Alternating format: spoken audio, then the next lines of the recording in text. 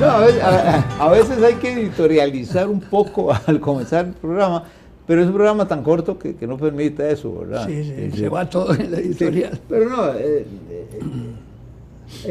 lo que estaba pensando es en un par de observaciones que me han hecho sobre el programa mismo. Alguien criticó que como que no le hemos sido muy gentiles con el actual gobierno. Porque naturalmente lo hace, la crítica la hace desde la perspectiva de alguien que está convencido de que el gobierno actual es notablemente bueno. Sí. Bueno, ahí todo el mundo tiene derecho a su opinión, pero también aquí nosotros decimos, ahí no estaba involucrado todavía don Vladimir, pero en los viejos tiempos al gobierno anterior le hicimos lo suyo, o lo nuestro más bien.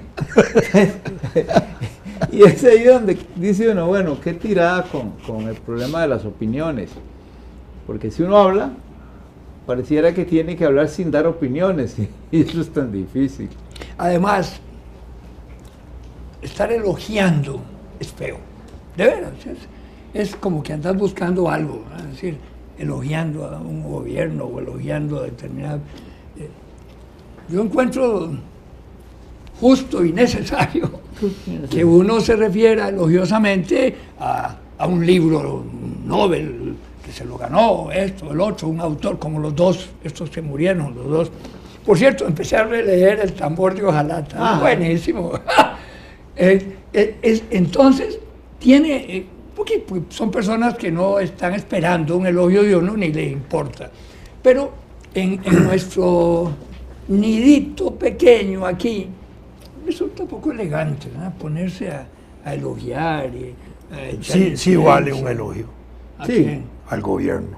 ¿Sí? ¿Cuál? El elogio, la locura. Erasmo te va a fusilar.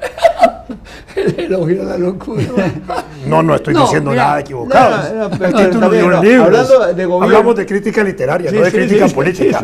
Hablando de gobiernos y de funcionarios, digamos, pues sí, de vez en cuando, si hay un funcionario que hace un acto que merece el aplauso, pues sí, uno lo puede decir.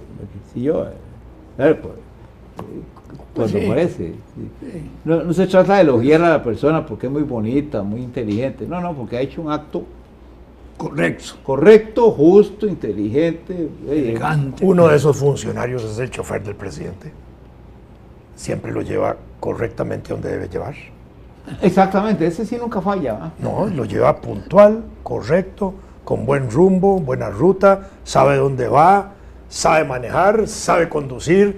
El presidente puede saber que lleva un timonel correcto. Sabe dónde vive Melvin Jiménez, sabe dónde vive Zapata. Sí, hay buenos funcionarios. Sí, no, claro, yo no escucho eso. Y ese tal vez ni siquiera usa GPS ni nada. No, siempre los choferes aciertan. Fíjate en Maduro, ¿cómo aciertan? Eres chofer. Bueno, el problema es que cuando se bajó del metro perdió el rumbo. Sí. Qué bárbaro. No, yo lo que he estado observando de veras ya, que me llama la atención, es que no puede hablar sin insultar. No puede. ¿No puede qué? Hablar sin insultar. Bueno. A cualquiera que se refiera, como melenudos les dice a los de la oposición, sinvergüenzas, esto, cuando está hablando interiormente, y cuando está hablando exteriormente, el imperialista, todo. Pero yo viví en Venezuela y la sociedad venezolana es mal hablada. Es muy violenta, es muy violenta en todas sus manifestaciones, pero una de esas es en el lenguaje cotidiano. Sí. La gente habla a gritos y uno piensa que se van a agarrar ya, se van a dar de golpes y todo, y no pasa nada. ¿Qué te pasa? No. Cuando yo llegué allá, yo iba mucho como embajador, llegué yo allá a la semana, yo empecé a ver programas. Obviamente, tenemos que verlos, de política y de noticias. No. Entonces yo veía programas y en eso veo un tipo que me decía muy bueno, pero sumamente sarcástico, ácido, un carajo terrible para darle de gobierno para darle a la oposición. Y una noche, había ya el cuarto, quinto día de estar yo allá, oigo cómo este tipo se le viene encima a Miguel Otero, uno de los hombres más importantes de Venezuela en ese momento, hijo de un gran intelectual, Miguel Otero Silva, que era el que había fundado el periódico El Nacional, que le había dado campo durante la represión perejimenista a los comunistas, a la gente de izquierda para que escribiera. Era un hombre que había formado parte del Partido Comunista de Venezuela y es una familia, digamos, muy respetable, y se le viene este tipo encima, pero de la manera más soez y vulgar que uno podía oír. Incluso le dice públicamente, ese Miguelito Otero, dice, que se dice que ni siquiera era hijo de su padre, algo así le dice, ¿verdad? En televisión. Qué bruto. Y yo me quedo cuadrado ahí en la cama y decía, que esta cosa, mañana seguro este hombre le manda padrinos, ¿verdad? Como si nada hubiera pasado, ¿verdad? Pero después entendí que la sociedad venezolana se insulta, se agravia, se infama de esa manera y no pasa nada. Y la gente se grita, es muy gritona para hablar. Entonces, si a eso se le mete, digamos, el elemento político, el que es político grita más y tiene más altoparlante, ¿verdad? El que tiene y más entonces garillo, insulta. come más pinot, como Y si dicen. tiene poder, porque si tiene poder, entonces el poder hace más grande el grito, obviamente. Y además se acompaña de la institucionalidad del Bueno, temor. pero está bien, yo supongo que yo iba muchísimo a Venezuela porque cuando estaba a cargo de la naviera del Caribe, Venezuela era socio. Y sí hablan a gritos, como los costeños colombianos, también. Es una forma de expresión, pues que no es correcta, pero que es usual. Pero si te vas a referir a alguien del exterior, a un personaje o algo, yo creo que deberían, como dicen los gringos, hold your horses. Sí, es decir, no hay que guardar las composturas. Claro, es una fórmula social que esté uno de acuerdo o no, existe todavía. O sea, la gente educada, ahí sí. Pero además existe, digamos, a nivel internacional la libertad que tienen gobernantes y exgobernantes de opinar sobre aspectos generales de la vida de otro gobierno, ¿verdad? Si algunos gobernantes ahí están opinando sobre la detención de algunas personas, es también su libertad. El otro tendrá también el derecho de defender esa detención, claro, acudiendo claro. al expediente legal de Venezuela. Pero si fíjate existen que o no este existen caso, normas legales que permitan detenerlos. El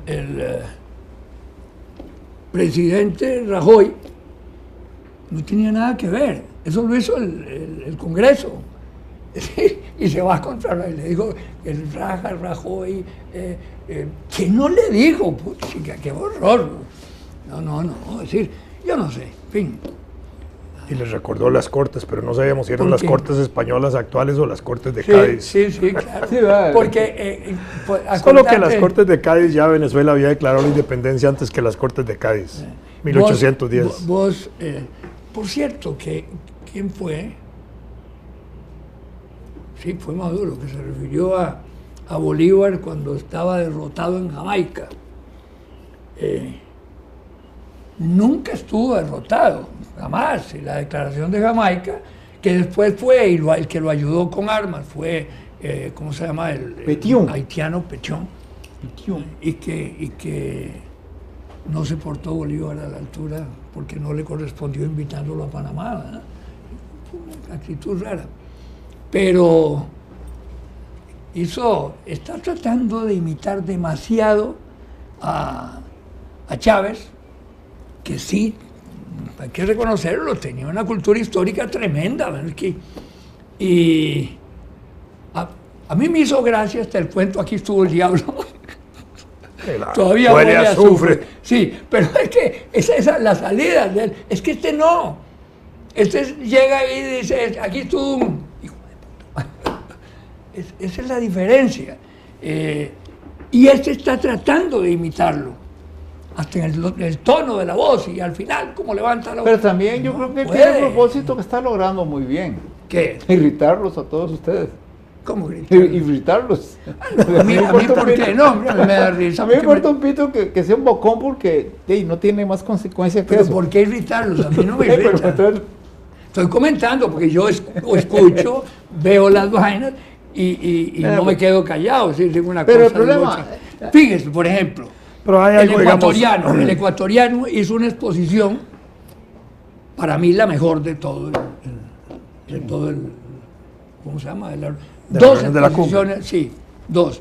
La misma Argentina hizo una exposición muy buena, muy buena. Y acaso no se trata de... el no, otro pero que por es- eso, pues, ya sabemos, ya hemos admitido que en el caso de Maduro hay una personalidad y tal vez un entorno que lo hace ser así. Y bueno, ahí, ¿qué vamos a hacer hasta que se caiga? No, es comentar, sí, estamos comentando. O como los discursos larguísimos de Fidel Castro, a mí me aburrían y ellos, si los cubanos se lo aguantan, digo, ¿qué voy a hacer? ¿Yo qué hago? Es apagar el radio. De ahí los de Chávez eran de 4 horas o más. Sí, Sí, igual. sí, es una- sí. Pues, mira, Lo que eso- pasa es que Fidel movía los dedos, las batutas, le decían. Fidel a tenía mí no me cierto- gustaba. Yo tuve muy buena amistad. Fidel con tenía encanto para por hacer razones esos obvias, discursos. por Pero supuesto. ¿vos alguna vez oíste uno completo? ¿Con quién? ¿Alguna vez escuchaste uno completo de esos? De tantas Una horas no. perorata. Ah, bueno, esos. por eso. No, no. Es que claro, De tantas horas no. Sí, Fidel la probó hasta 4 horas una vez. No más. 4 horas. Yo creo que seguidas. duró un poquito más. Hay uno como de 6 horas. ¿Quién? ¿De Sí. Chávez? No, de Fidel. Ah, de Fidel, sí. Sí, sí. Chávez ha durado 8 horas hablando, pero es que no es un discurso. Él en esas Sí. intervenciones actuaba, Canta, cantaba, recitaba, baila, bailaba, Sí, ah, sí. coloquiaba, hacía coloquio con la gente.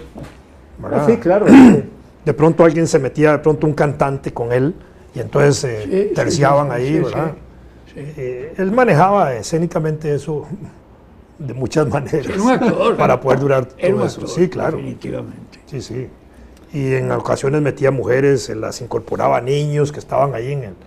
Tenía mucha capacidad, digamos, para mover esos elementos dentro de la escena, ¿verdad? Y sostener la gente. Y con capacidad también para hacer brotar de su cabeza un montón de cosas, Sí, ¿verdad? claro. Y proyectos, ideas y un montón de cosas. Y entonces distraía mucho o obligaba a que la sociedad venezolana de pronto empezara a discutir 10 temas de un solo tiro cuando él iba solo por uno, digamos. Entretenía mucho. Él le sabía, tenía Sí. muy capaz, muy inteligente, Claro, eso no se puede negar. Increíble. agradable en lo personal. Sí, sí. Y eso que me estaba, otra con la que me salí, porque alguien me estaba diciendo que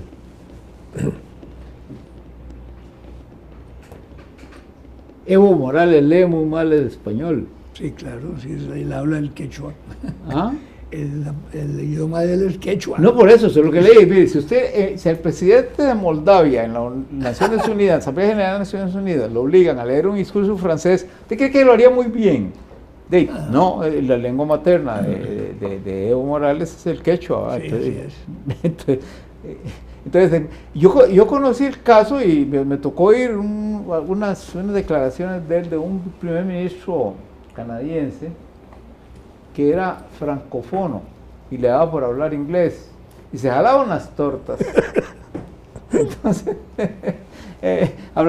diciéndole en inglés a una señora de visita en una fábrica, tuvo que sostener a una dama joven que se ve resbalado y entonces le dice, perdone que la haya tomado por su bra. Claro, en inglés, ¿verdad? Sí, claro. Subra. Esos son. Un día de estos estuve en una ceremonia muy especial, un matrimonio.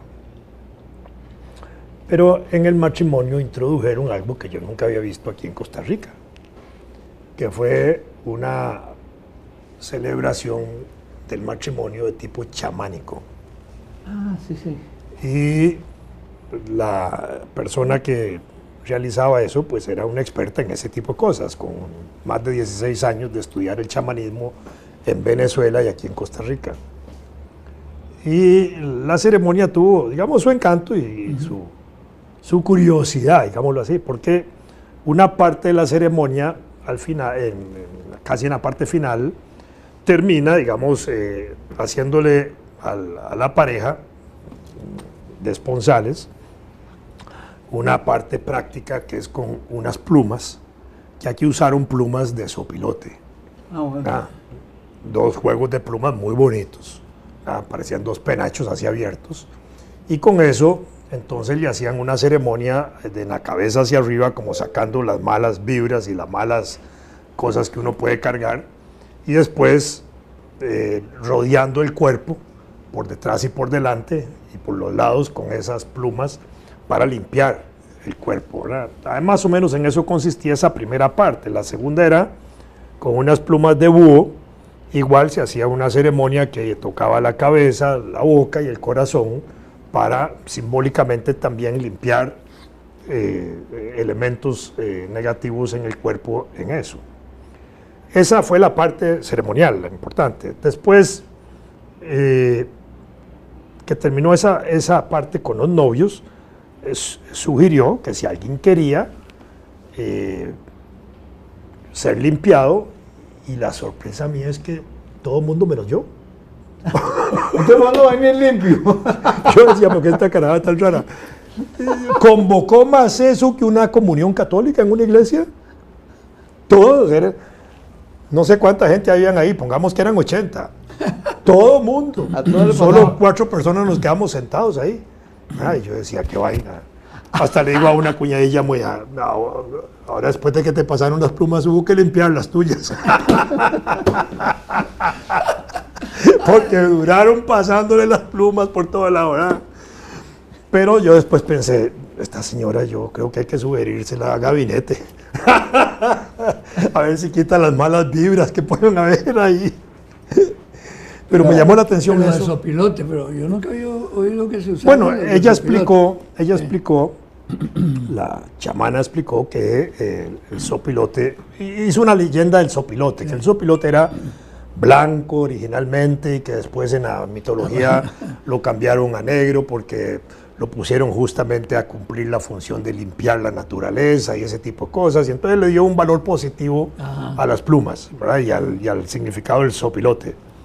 Pero me llamó la atención eso, pero yo decía, hay que llevarlo a consejo de gobierno. El chamanismo y la ceremonia, a limpiar las malas vibras, ahora a partir del 1 de mayo. La limpia, yo recuerdo en Cuba la hacían, pero no con plumas, con caracoles. No, Claro. no, de ese tipo lo hacían con, bueno, pero con una rama, con una pequeña rama de alguna planta, no me acuerdo. Yo fui a varias, pero yo no le ponía mucha atención. Confieso, porque si yo no sabría algo, recordaría algo. El pocomía en Limón, que es una copia realmente de esos ritos, ¿no? Que le cortan la cabeza al gallo y se lo sacuden y le echan la sangre así del gallo a la gente, ¿no? Nosotros carajillos le teníamos horror, salíamos disparados cuando le cortaban la cabeza al gallo. Ahorita nos pringan, porque no, así. A mí me hizo gracia la ceremonia porque se paganizó en cierta manera. Sí, claro. Claro. Es decir, se fue una totalmente mundana, es decir, fuera de la tradición religiosa. Fuera de la tradición religiosa, tradicional iba a decir. Exactamente, ¿verdad?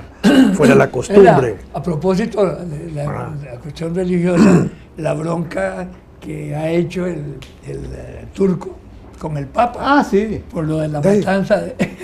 Pero en estos La días, matanza inició. pero ya incluso hay un pronunciamiento de la Unión Europea diciéndole que es importante que reconozcan la matanza para que Turquía pueda, digamos, cumplir finalmente con los requisitos de ingresar a la Unión Europea, que nada les cuesta reconocer eso, y dan el caso de incluso un diputado alemán que ellos ya reconocieron el genocidio y no sé cuántas otras cosas, ¿verdad? Pero hay un juego con el significado de la palabra genocidio que es muy tedioso, porque el punto está en si la matanza ocurrió con la finalidad de aniquilar a una etnia, digamos, o no. No importa, para los turcos no importa el resultado, la intención es lo que cuenta, ellos no tienen esa intención. Claro que si usted coge la forma como los hicieron ir desde el Mediterráneo allá, desde Grecia hasta Alepo a muchos, de acá a pie, era una manera de matarlos, ¿verdad? Pero entre las cosas que dijo el presidente turco, se refirió a las cruzadas. Por supuesto. No hablen mucho de genocidios porque usted lo que hicieron las cruzadas es una salvada.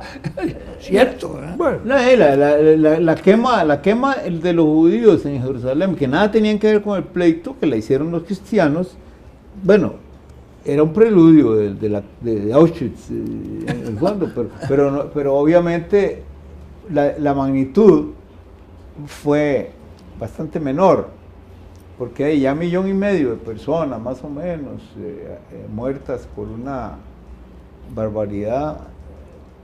Merece un nombre especial, si no quieren que le digan genocidio, se le puede poner de otra manera. Pero como si el no usar esa palabra borrara el hecho de que eso fue una cosa bárbara, ¿verdad?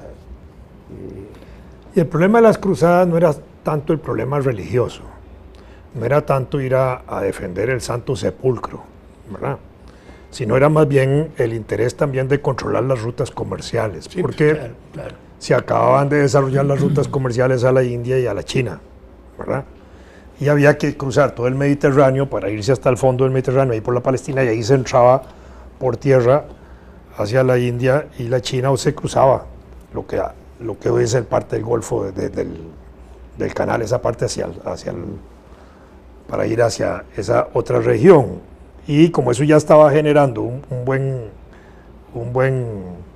una buena actividad comercial, empezaron a obstaculizarse esas rutas por los asaltos y las cosas que venían, que incluso repercute después para que Colón, en lugar se le ocurre venir a la India por Occidente, ¿verdad? Sí. Porque él sí sabía de la redondez de la Tierra, porque la redondez de la Tierra se sabía desde el siglo V antes de Cristo.